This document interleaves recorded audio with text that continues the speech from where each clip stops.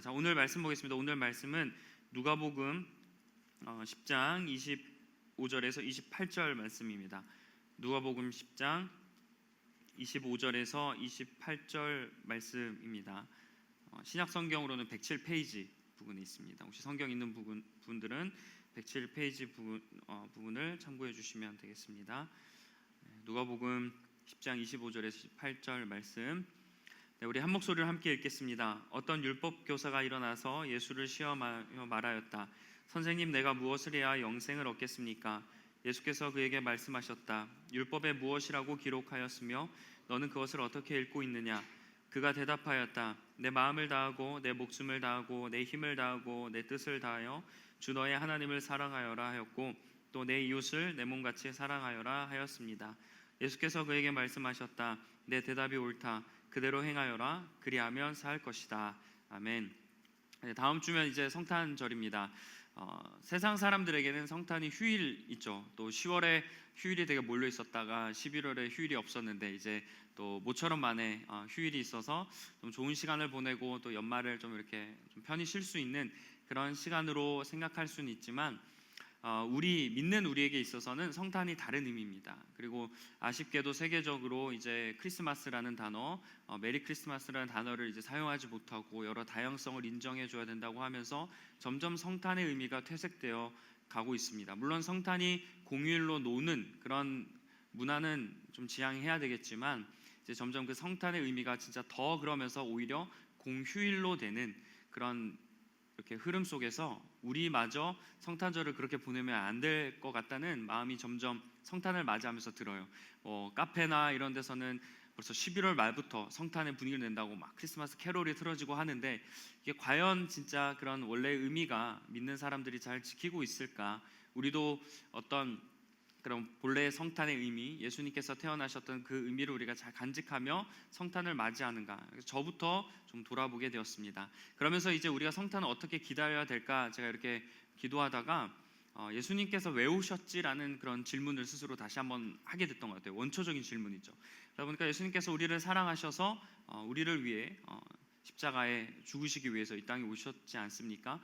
그래서 이 성탄이 여러 의미가 있겠지만 그 중에서 사랑이라는 게 올해는 더 제가 이렇게 크게 와닿았던 것 같아요. 그래서 우리도 주님이 우리를 사랑하셨듯이 우리도 주님을 사랑하며 이 성탄을 맞이하면 좋겠다라는 그런 마음이 들었습니다. 자, 오늘 본문은 모두가 잘 아는 하나님 사랑과 이웃 사랑에 대한 말씀이에요. 이제 성탄까지 오늘을 포함해서 두 번의 주일이 남았습니다. 그래서 오늘은 하나님 사랑에 대해서 한번 나눠보고 다음 주는 이웃 사랑에 대해서 이야기를 나누려고 합니다. 물론 하나님 사랑에 대해서 이야기할 것들이 많이 있지만 오늘 본문 내용을 조금 중심으로 그 중에서 우리가 특히 기다려야 하는 사람의 입장에서 우리가 어떻게 기다릴 수 있을까라는 것에 대해서 좀 초점을 맞추면서 말씀을 나누겠습니다.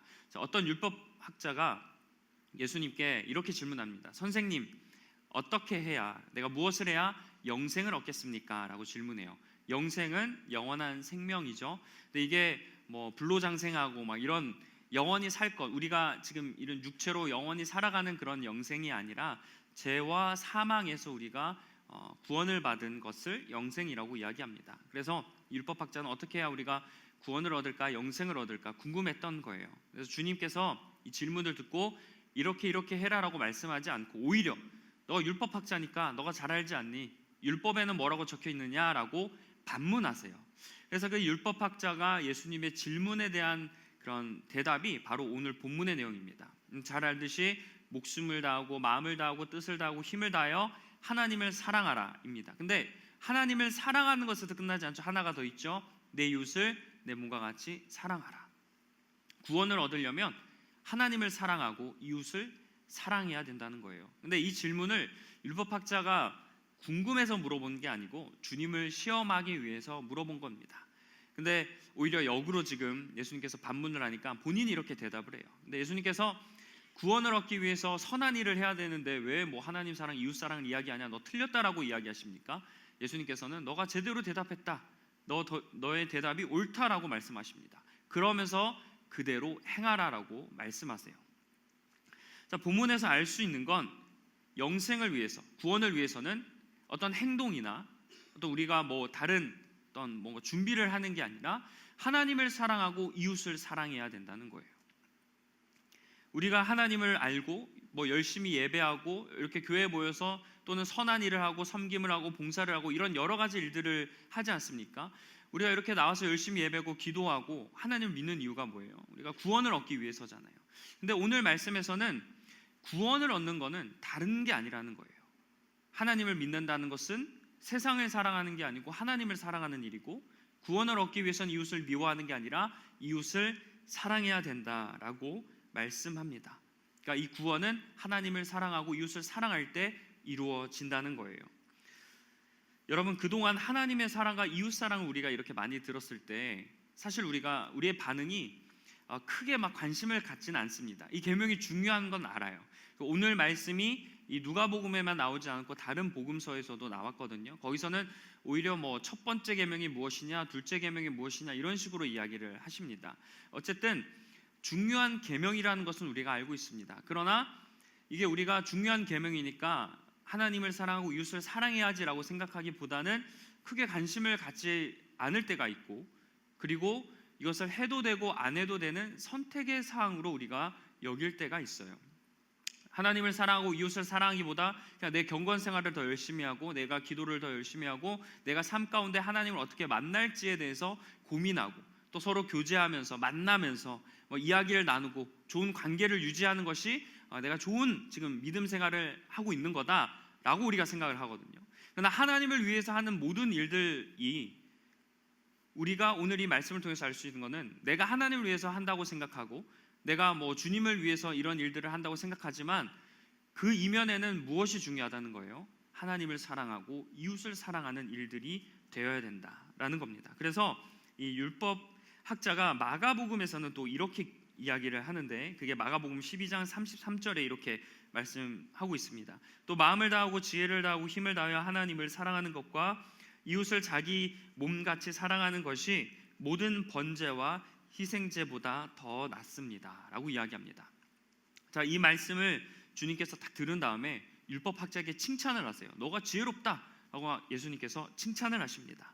그러니까 우리가 하나님을 위해서 막 거룩한 행동을 하고 대단한 믿음의 표현을 해서, 그래서 내 생각에 이런 일들을 우리가 하잖아요. 근데 그것보다 더 중요한 게 있다는 거예요. 심지어 번제와 희생제, 그러니까 우리가 이렇게 모여서 예배하는 것보다 더 중요한 일이 있다는 겁니다. 그게 뭐냐면 하나님을 사랑하고 이웃을 사랑하는 일이라는 거예요. 이런 일 없이 우리가 예배하고 하나님 일을 한다고 한들 그게 하나님이 원하시는 일이 아니라는 겁니다. 결국 우리가 행하는 모든 일, 삶에서, 교회에서, 또 여러분 가정과 여러분이 관계된 모든 것, 일이 되었든 어떤 사람들과의 관계가 되었든 무엇이 되었든지 간에 그 일을 할 때 항상 우리가 밑바탕이 되어야 되는 마음이 있다는, 그게 뭐냐면 하나님 사랑과 이웃 사랑.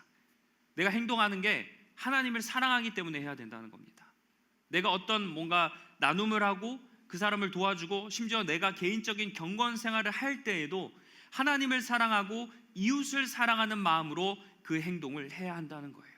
내 유익을 위해서, 내 이익을 위해서 어떤 다른 사람을 위한 일이 먼저 되어서는 게 아니라 하나님을 사랑하고 이웃을 사랑하는 마음으로 그 일을 행하라. 그 기본 정신에 대해서 주님이 말씀하시는 겁니다. 자, 그러면 결국에 우리가 정리해보면 이 하나님 사랑, 이웃 사랑은 취사 선택의 문제가 아니에요. 반드시 해야 되는 모든 일의 기본입니다. 근본입니다. 믿는 사람은 세상에서나 교회에서나 모든 일의 근본이 이 하나님 사랑, 이웃 사랑이 되어야 한다는 겁니다. 우리가 사랑이라고 했을 때 보통 감정적인 것만 생각해요. 감정적으로 하나님을 사랑하고 감정적으로 이웃을 사랑한다고 합니다. 그런데 사랑은 감정이 아니라 적극적인 그리고 구체적인 행동으로 나타나야 하지 않겠어요? 우리가 누군가를 사랑할 때 말로만 사랑해야 하면 끝입니까? 아니죠.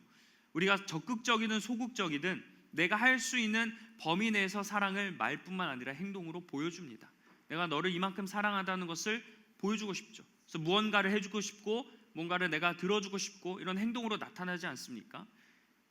자, 그래서 요한일서 3장 18절에서는 하나님을 사랑하는 것에도 이렇게 이야기해요. 자녀된 여러분, 우리는 말이나 혀로 사랑하지 말고 행동과 진실함으로 사랑합시다. 사도 요한이라는 사람이 지금 이렇게 말씀한 건데요. 이 사람이 이렇게 얘기해요. 말과 혀가 사랑하는 것에 우리가 이렇게 하지 말고 행동과 진실함으로 사랑을 하자. 그러니까 말과 혀로 사랑해 이렇게 이야기하는 게 진정한 사랑이 아니라는 거예요. 어떤 게 사랑이라는 거예요? 행동으로 보여주는 것, 진심을 담아서 내가 어떠한 모습으로 나타내는 것, 그게 진정한 사랑이라는 겁니다. 그러니까 사랑은 감정이기도 한데 감정을 넘어 구체적인 행동이 되어야 되는 거예요. 사랑은 구호가 아닙니다. 사랑하자 외치는 구호가 아니라 사랑은 실천이라는 거예요. 말과 혀가 아니라 행동과 진실함으로 하자. 그래서 주님께서도 율법학자가 이렇게 마음과 뜻을 다 이렇게 하나님 사랑, 이웃 사랑하자라고 얘기했을 때 예수님께서 뭐라고 얘기하셨어요? 너가 잘 대답했다. 끝 아니고 너가 말한 대로 이같이 행하라. 주님은 행동하라고 말씀하셨어요. 그러니까 하나님을 사랑하는 일을 너가 하고 이웃을 사랑하는 일을 행동으로 나타내라는 겁니다. 머리로 알지 말고 너의 실천으로 그렇게 살아가라는 게 주님의 말씀이었습니다.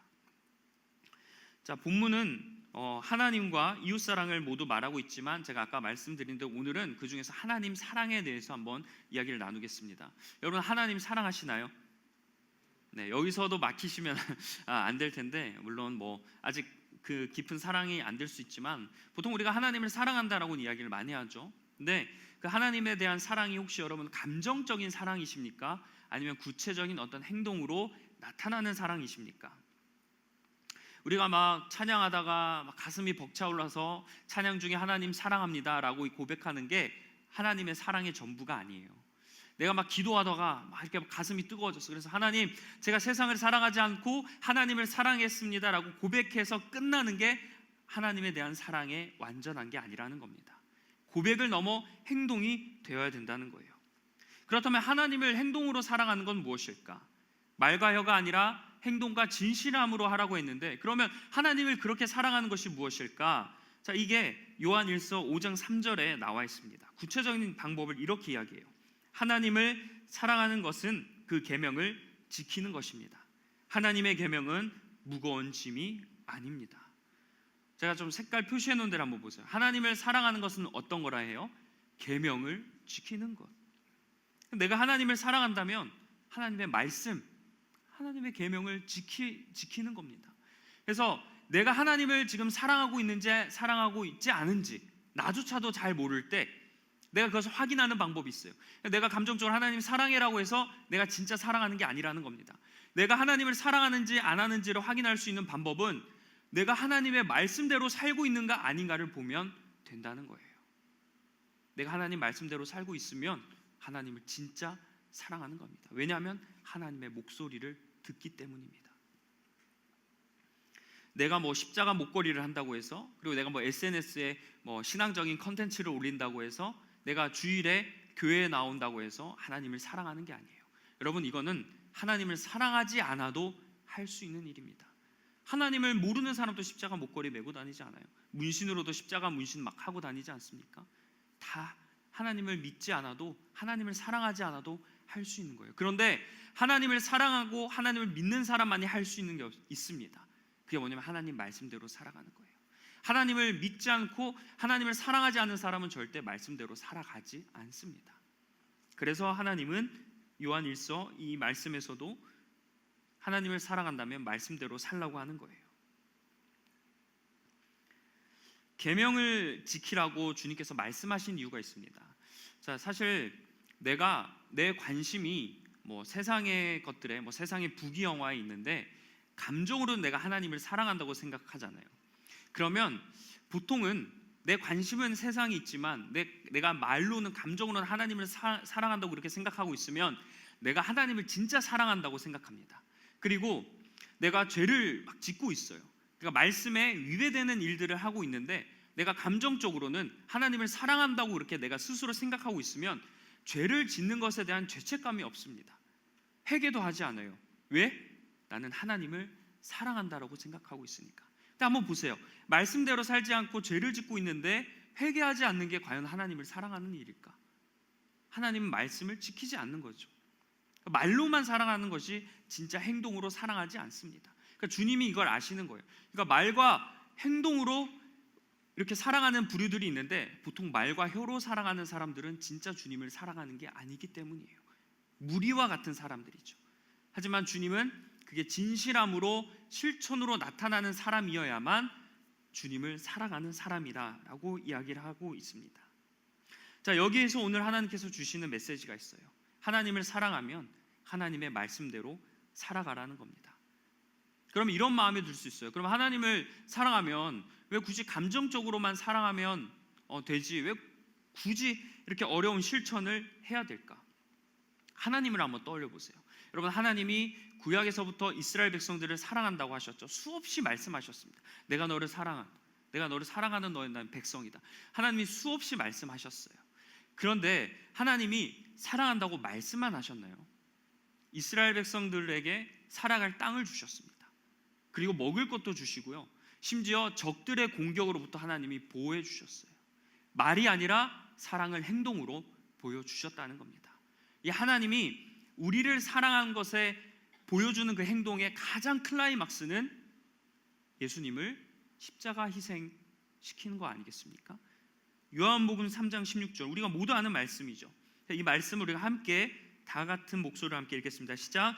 하나님께서 세상을 이처럼 사랑하셔서 외아들을 주셨으니 이는 그를 믿는 사람마다 멸망하지 않고 영생을 얻게 하려는 것이다.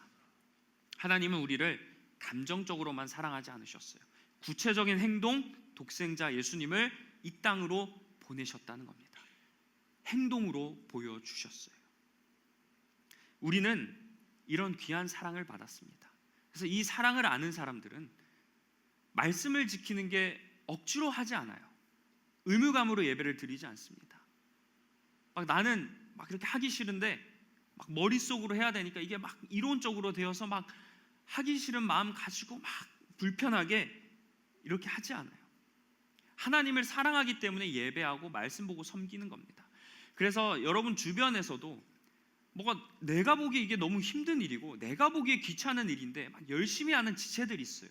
그 지체들에게 너 왜 이렇게 하니 물어보면 대부분 어떻게 얘기하는 줄 아세요? 하나님을 사랑해서, 공동체를 사랑해서 내가 일을 감당한다라고 이야기합니다. 이거는 하나님을 사랑하지 않으면 할 수 없는 일들이기 때문이에요. 하나님을 사랑하는 사람은 말씀대로 살아가는 게 똑같이 힘들 수는 있겠죠. 그러나 포기하지 않는 거예요. 하나님을 사랑하니까.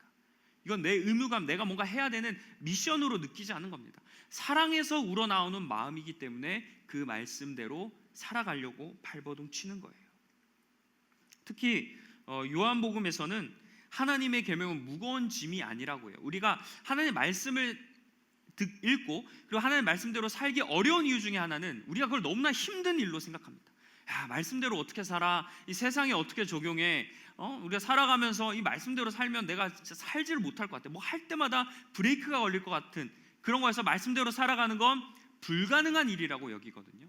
그런데 오늘 말씀 요한일서 아까 읽었던 말씀에 보면 계명은 무거운 짐이 아니라고 해요. 그러니까 우리가 할 수 있는 일이라는 겁니다. 우리가 어렵게 생각하고 불가능하다 생각해서 그렇지 말씀대로 살아가는 일은 가능하다는 거예요. 왜요? 우리가 그 사랑을 받았기 때문이에요. 그 사랑을 받았고 내가 진심으로 하나님을 사랑하면 그 일을 행할 수 있다는 겁니다. 근데 여러분, 우리가 말씀대로 살아가려면 여러 가지 포기해야 될 것들이 생겨요. 내 유익과 만족과 즐거움을 포기해야 될 때가 있고 다른 사람을 위해 희생해야 될 때도 있습니다. 그리고 우리가 또 청년으로서 하고 싶은 게 얼마나 많은 나이대예요. 그래서 이제 말씀대로 살다 보면 이게 내가 포기해야 되고 버려야 되고 때로는 내 자존심을 깎아내리는 그런 일들을 하다 보니까 여러분, 이 특히 청년들에게는 이게 더 힘든 일인 겁니다. 근데 우리가 이 말씀을 그냥 내가 어떻게 해야 되겠다라고만 생각하면 쉽게 무너지는 거예요. 그러니까 이렇게 말씀대로 살기 위해서 무엇을 해야 되냐면 하나님을 사랑하는 마음이 있어야 된다는 거예요. 하나님을 사랑하면 말씀대로 행할 수 있고 말씀대로 내가 지속적으로 행할 수 있는 비결은 하나님을 사랑하는 것이다. 그러니까 우리가 신앙생활하면서 계속 우리가 신경 써야 되는 것은 내가 하나님을 사랑하고 있는가를 신경 써야 되는 겁니다. 내가 하나님을 사랑하는 것에 확신이 없으면 무슨 일을 하든지 간에 다 마음으로 와닿지 않아요.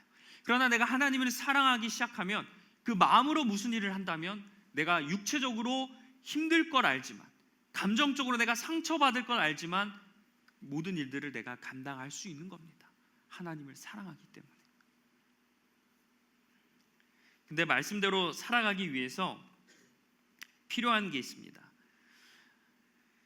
자, 우리가 복된 삶이라고 하잖아요. 복된 삶. 여러분 어떤 삶이 복된 삶일 것 같습니까? 내 삶이 조금 풍요로워지고 기도의 응답을 받아서 나에게 좋은 일이 생기는 것을 여러분 복된 삶이라고 생각하시나요? 근데 이거는 뭐 세상에 말하는 복된 삶이겠죠. 그러면 믿는 우리는 복된 삶이란 무엇일까? 이게 시편 119편 1편에 이렇게 기록되어 있습니다. 여호와의 율법을 따라 행하는 자들은 복이 있으며, 하나님의 말씀을 따라 살아가는 사람들이 복이 있는 사람이라고 해요. 하나님의 말씀을 아는 사람이 복이 있다, 또는 교회에 열심히 나오는 사람이 복이 있다라고 말씀하지 않습니다. 말씀대로 행하는 사람이 복이 있다라고 해요. 자, 오늘 본문에서는 하나님을 사랑하는 사람은 말씀을 따른다고 했죠. 아까 방금 읽었던 말씀에서는 하나님을 사랑하면, 요한일서에서 하나님 사랑하면 말씀을 따른다고 했어요. 자, 시편에서는 하나님을 복이 있는 사람은 계명을 따르니까 말씀을 따른다라고 했어요. 조금 정리해 보면, 잘 이해해 보세요. 요한일서에서는 하나님을 사랑하면 말씀을 따른다. 그리고 시편에서는 복이 있는 사람은 말씀을 따른다는 거예요. 자, 말씀을 따른다는 게 공통적으로 있지만 이걸 빼보면, 우리가 빼고 정리를 해보면 이런 거죠. 하나님을 사랑하는 사람은 복이 있는 사람이라는 거예요. 하나님을 사랑하는 사람은 복이 있어서 말씀을 따르고, 반대로 또 돌려봐도 똑같은 거죠. 복이 있는 사람은 어떤 사람이에요? 하나님을 사랑하는 사람. 하나님을 사랑하는 사람이 복 있는 사람이라는 겁니다. 다른 무언가, 어떤 내 삶의 결과를 놓고 내가 복이 있다, 복이 없다, 지금 내 삶이 형통하다, 아니다를 판단하는 게 아닙니다. 하나님을 사랑해서 그렇게 살아가는 사람, 말씀을 따르는 사람이 복된 인생이라는 거예요.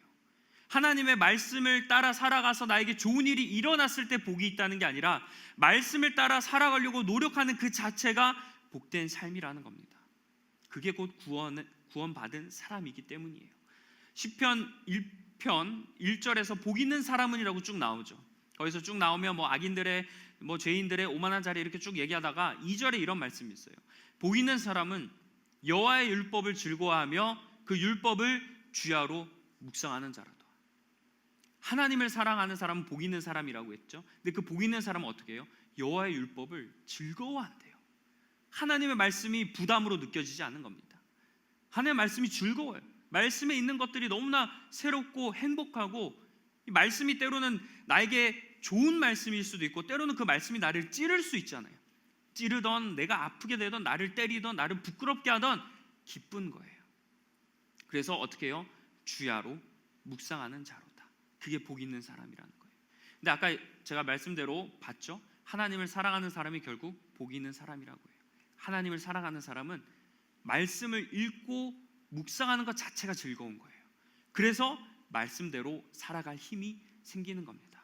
자, 여기서 제가 오늘 여러분과 나누고 싶은 두 번째 메시지가 있어요. 그거는 하나님의 그런 계명을 지키기 위해서 필요한 게 있는데, 그건 바로 하나님의 말씀을 알아야 한다는 겁니다. 여러분, 우리가 말씀을 알아야 계명대로 살아가지 않겠어요? 그래서 성경을 읽고 막 큐티를 읽는 게 중요한 이유가 여기 있습니다. 그냥 교회 다니니까 성경 읽어야 돼, 그냥 경건생활 해야 되니까 큐티 읽어야 돼가 아니에요. 하나님을 사랑하기 위해서 성경 읽어야 되고, 하나님을 사랑하니까 성경을 읽게 됩니다. 그래서 우리가 성경과 큐티가 기독교인들에겐 중요한 거예요. 그냥 반대로 이야기해보면, 내가 말씀대로 사는 것에 관심이 없고 내가 말씀을 읽지 않으면 내가 진짜 하나님을 사랑하지 않을 수도 있다는 겁니다. 말과 혀로는 사랑한다고 하지만 행동과 진실함으로 하나님을 사랑하는 게 아니라는 거죠. 그리고 우리는 말씀을 읽는 목적을 바로 잡아야 돼요. 하나님을 사랑하기 때문에 말씀을 읽어야 된다라고 제가 아까 설명을 드렸죠. 그 말씀을 이렇게 쭉 토대로 하나님을 사랑하기 때문에 우리가 성경을 읽는 거예요. 근데 성경을 읽을 때 목적이 다른 경우가 있습니다. 가령 내가 하나님께 은혜 받기 위해서 성경을 읽는 사람들이 있습니다. 하나님, 내가 성경을 읽었으니까 나에게 이런 축복을 주세요. 또 내가 큐티를 했으니까 오늘 나에게 힘든 문제가 있을 때 해결해 주세요. 또는 내가 하루를 다른 게 아니라 말씀을 읽고 시작했으니 하나님, 오늘은 내 삶이 행복하게 해주세요. 이런 마음으로 우리가 성경을 읽을 때가 있다는 거예요. 그리고 또는 내가 그래도 크리스천인데 뭔가를 해야 되니까 경건생활 차원에서 그냥 뭔가 그래도 하나 해야지라는 차원에서 성경을 읽는 경우도 있고, 또 어떤 경우에는 주변에서 하도 읽으라고 하니까 억지로 읽는 거예요. 그러니까 이 성경을 읽을 때 그냥 주변에 일단 읽어봐. 그래도 읽어야 돼 하니까 말씀을 읽는데, 그게 그런 마음을 읽으면 지속할 힘이 생깁니까? 그러니까 중간에 말씀을 포기하게 되는 거죠. 그러니까 말씀에 대한 거부감만 생기는 겁니다. 물론 일단 읽는 건 중요해요. 일단 말씀을 읽으면서 여러 가지 은혜의 과정이 시작되는 것도 있지만, 중요한 건 말씀을 읽는 목적이 중요하다는 겁니다. 우리는 성경을 읽을 때 이런 마음을 가지고 읽어야 돼요. 하나님, 내가 하나님을 사랑하기 때문에 성경을 읽습니다. 하나님을 사랑하기 때문에 하나님 말씀대로 살아가려고 합니다. 말씀을 읽을 때 하나님에 대한 사랑이 커지게 해주시고, 삶에서나 신앙에서나 내가 이 사랑을 전하고 표현하는 사람이 되게 해달라고, 그런 마음으로 우리가 말씀을 읽어야 돼요. 하나님을 사랑하니까. 우리가 이런 마음으로 말씀을 읽기 시작하면 말씀이 들어오기 시작하는 겁니다. 성경은 하나님의 말씀으로 기록되어 있고 하나님의 감동으로 기록되어 있다고 했어요. 그러니까 말씀을 읽는 것 자체가 어려울 수밖에 없어요. 인간의 감동으로 되어 있는 게 아니고 인간이 보기 좋게 쓰여진 책이 성경이 아닙니다. 하나님의 감동으로 하나님이 말씀하시고자 하는 게 기록된 게 성경이거든요. 그러다 보니까 하나님에 대한 사랑이 없으면 읽기가 힘들 수밖에 없어요. 그래서 하나님의 사랑하는 마음으로 읽으라고 말씀에서 이야기하는 겁니다. 하나님의 말씀을 읽어야 내가 어떻게 살아가야 될 방향이 잡히는 거예요. 그 방향이 잡혀야 내가 어떻게 살아갈지를 눈에 보이기 시작합니다. 그 전에 알지 못했던 것들, 이게 죄라는 걸 내가 알지 못했는데 그 순간 느끼기 시작하는 거예요. 우리가 이런 문제들이 있죠. 성경을 읽어요. 성경을 읽어도 하나님을 사랑하는 마음이 없이 성경을 읽으면 판단의 지식이 됩니다. 하나님을 사랑해서 성경을 읽으면 내가 이거를 나를 돌아보게 되고 사람들을 사랑하는 표현으로 내가 성경을 적용하게 되는데, 하나님을 사랑하는 마음이 없이 성경을 보고 단순한 호기심이나 지적 그런 어떤 이익을 위해서 또는 내 마음의 위로를 얻기 위해서 마음으로 성경을 보면 다른 사람의 행동을 판단하는 잣대가 되는 거예요. 하나님의 사랑으로 성경을 보시면 그렇게 할 수가 없습니다. 그리고 이전에 내가 생각했을 때 나의 행동들이 이게 전혀 막 신앙에 걸리지가 않아요. 말씀을 읽어도 이전에는 내가 이게 잘못된 것인지 느끼지 못하는데, 하나님을 사랑하는 마음으로 성경 읽기 시작하다 보면 이제 이것들을 내가 좀 포기해야 되겠구나, 내가 이것들을 좀 잘못하고 있구나라는 것을 느끼기 시작합니다. 신앙생활을 오래 하고 뭐 좋은 일들을 많이 한다고 해서 내가 이런 걸 느끼지 못해요. 그러나 하나님의 말씀, 사랑하는 마음으로 하나님의 말씀을 보기 시작하면 이제 내가 성경을 읽지만 성경의 말씀이 나에게 다시 역으로 말씀하시기 시작하는 겁니다. 여러분, 하나님의 음성을 듣고 싶으시죠? 하나님의 사랑을 확인하고 싶으시죠? 말씀을 읽으시기 바랍니다. 그래서 성경이 중요한 거예요. 다른 이유 때문에 우리가 성경을 보는 게 아닙니다. 하나님을 사랑하기 때문에 내 마음을 다해서, 목숨을 다해서, 뜻을 다해서, 힘을 다해서 하나님을 사랑하기 위해서 말씀을 알아야 됩니다. 우리가 생활하면서 하나님의 말씀을 모르는 사람들이 되게 많이 있어요. 그러니까 단지 주일에 와서 그냥 어떤 찬양하고 그러니까 설교 중에 이런 말씀을 듣는 걸로 내 말씀의 모든 것이 끝났다라고 여기는 경우가 있는데, 여러분, 오늘 말씀처럼 하나님을 사랑하기 위해서 또 사랑하니까 말씀을 더 읽는 여러분이 되었으면 좋겠습니다. 이런 마음으로 읽으셔야 돼요. 어떤 다른 마음으로 읽으시면 안 됩니다. 하나님의 마음으로 읽기 시작하면 여러분의 삶이 저절로 바뀔 수밖에 없어요. 하나님의 사랑을 확인할 수밖에 없습니다. 말씀 중에 이런 말씀 있잖아요. 하나님의 사랑을 누가 감히 끊으리요. 여러분, 우리가 봤던 사도 바울과 같은 사람들, 그리고 베드로 같은 사람들이 끝까지 그들이 힘들지만 감당했던 이유는 뭐예요? 하나님을 사랑했기 때문이죠. 근데 하나님을 사랑하니까 어때요? 그들은 말씀에 대해서 잘 알았던 사람들입니다. 그렇기 때문에 사도의 역할을, 선교의 일들을 감당할 수 있었던 거예요. 우리가 특히 또 섬김의 자리로 나아가는 분들이 있죠. 아까 우리 대표 기도 너무 잘해줬는데 청년부에서도 섬기는 사람들이 있고 다른 부서에서 섬기는 청년들이 되게 많이 있어요. 여러분, 섬길 때 힘드시죠? 그리고 섬기는 자리에서 가장 필요한 게 그 섬기는 대상들을 사랑하는 것도 필요하지만 뭐가 제일 필요해요? 하나님을 사랑하는 게 제일 필요해요. 내가 섬기고 하는 모든 일들이 하나님을 사랑하는 것에서부터 비롯되어야 됩니다. 그러니까 첫 번째 계명이 하나님을 사랑하는 거죠. 그 다음에 이웃 사랑이 되어야 되는 거예요. 다음 주에 제가 이웃 사랑에 대해서 나눌 텐데 여러분, 하나님의 사랑이 먼저 되어야 됩니다. 왜 주님은 하나님 사랑을 이야기하고 이웃 사랑을 이야기했을까? 이웃 사랑을 할 때 하나님 사랑이 전제되어 있지 않으면 안 되기 때문이에요. 이웃을 위해 하는 일, 이웃을 사랑한다 하면서 하는 일 좋습니다. 너무 감사하고 대단하고 귀한 일이에요. 그러나 그 이면에는 하나님의 사랑이 있어야 돼요. 하나님의 사랑이 없으니까 섬기고 봉사하고 여러 가지 하면서 힘들기 시작합니다. 메마르기 시작해요. 그러다 보니까 내가 고갈되는 거예요. 채워지지 않으니까. 그래서 하나님을 사랑하기 때문에 말씀을 읽으면서 그 자리를 감당하셔야 됩니다. 말씀으로 채워지는 것들이 있어요. 이게 누구의 뭐 좋은 강의를 듣고 좋은 설교를 듣고 주변에 좋은 조언을 들어도 좋겠지만 하나님의 직접적인 말씀을 통해 채워지는 것들이 있습니다. 그래서 그 하나님의 사랑하는 마음이 먼저 우리 마음에 있어야 됩니다. 가장 근간 하나님의 사랑을 여러분 소유하시길 간절히 축복합니다. 이제 말씀을 맺습니다. 여러분, 그 주님께서 그 자신을 3번이나 부인했던 베드로를 찾아가시죠. 부활하신 후에 찾아가셔서 주님께서 가장 먼저 물으셨던 질문이 뭐였어요? 너가 나를 사랑하느냐예요. 너가 나를 왜 배반했느냐? 너가 좀 그럴 수 있느냐라고 묻지 않으셨어요. 왜 주님이 수많은 말들 중에 너가 나를 사랑하느냐를 말씀하셨을까? 하나님을 사랑하는 게 그만큼 중요하기 때문이에요. 하나님을 사랑하는 게 그만큼 중요합니다. 우리가 신앙생활 하다 보면 하나님을 두려워할 대상으로 생각하는 분들이 많이 있더라고요. 물론 하나님 두려워해야 되죠. 그러나 하나님은 두려워하는 대상을 넘어서 하나님을 먼저 사랑해야 됩니다. 하나님은 우리가 사랑해야 될 뿐이에요. 여러분, 하나님은 간절히 사랑하시길 바랍니다. 누군가 여러분이 하나님 사랑하느냐 물으셨을 때 자신 있게 하나님을 사랑하다고 대답할 수 있으셔야 돼요. 여기서부터 막히시면 다른 것 하기 이전에 하나님을 사랑하려고 먼저 노력하시길 바랍니다. 그리고 나서 주님이 베드로에게 물었잖아요. 베드로 입장에서는 이 질문이 너무나 가슴 아픈 질문이죠. 배신한 나에게, 내가 배신한 대상인데 그 대상이 나에게 사랑을 묻느냐. 너무나 수치스러운 일이었을 겁니다.